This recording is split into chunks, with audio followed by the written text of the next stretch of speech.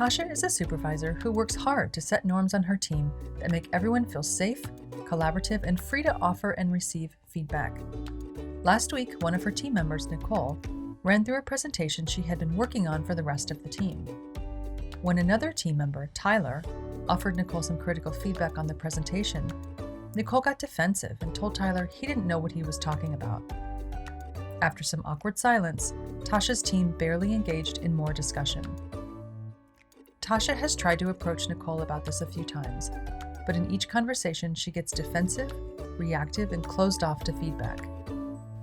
As a result, Tasha has come to dread the conversation so much that she feels tempted to let the whole thing go, even though it seems to negatively impact the rest of the team.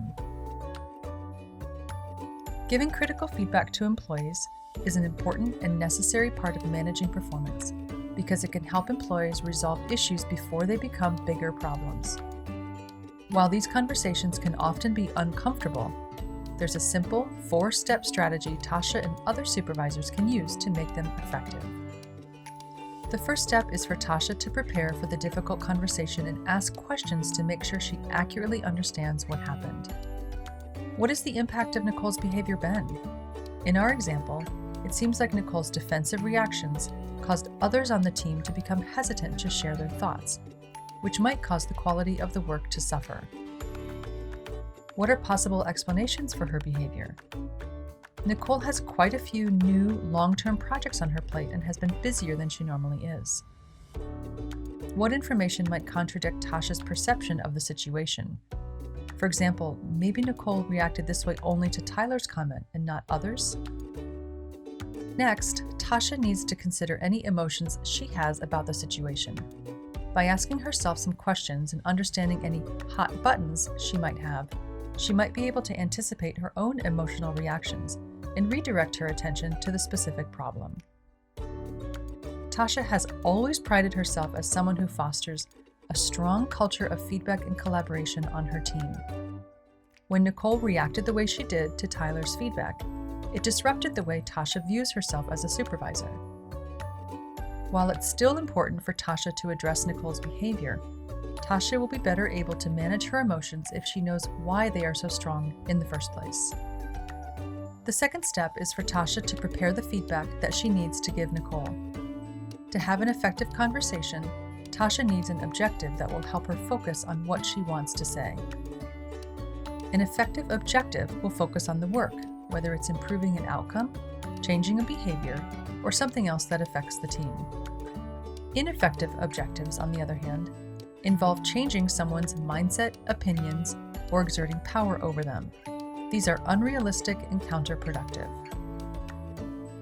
Because her team's culture of feedback is so important to her, Tasha's first thought was to reprimand Nicole and tell her that she needs to be less negative in future meetings.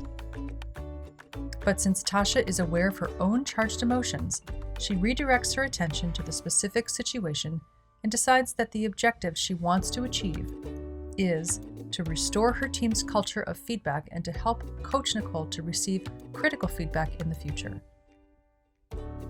The third step is for Tasha to have the discussion with Nicole.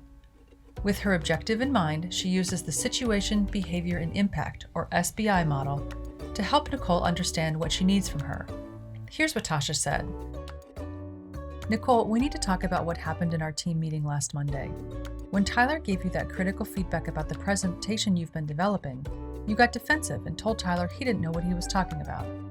Now, Tyler and the rest of the team feel uncomfortable in our meetings and worried about giving you feedback in the future.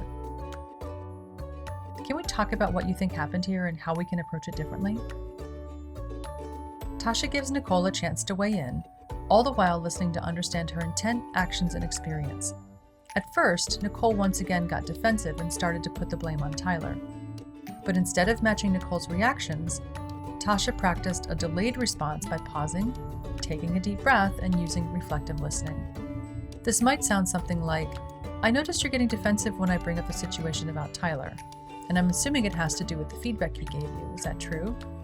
And so you want his input on the project, but you find his way of asking questions irritating. Am I right about that? By summarizing and paraphrasing what Nicole was telling her, Tasha was able to make sure she understood her point of view and experiences accurately. She also found out that because Nicole has had a lot more work on her plate recently, she took Tyler's feedback personally because she felt he didn't understand how hard she was working just to stay afloat with all of her responsibilities. Now that they were on the same page, Tasha was ready to work with Nicole to reach a solution. Tasha proposed to coach Nicole on how to give and receive critical feedback, and also offered to push back a couple of project deadlines and delegate parts of the work to another team member. Tasha outlines next steps for Nicole, describing what she can do to be successful, and checks in to see if she needs more support or resources. While it sounded like the conversation was productive, the work isn't over yet. Tasha commits to revisit the issue in the future and continues to coach Nicole on giving and receiving feedback in their weekly ongoing check-in meetings. By checking in regularly, she will be able to make sure Nicole is on the right track and has the support she needs to improve. Having a difficult conversation isn't always easy.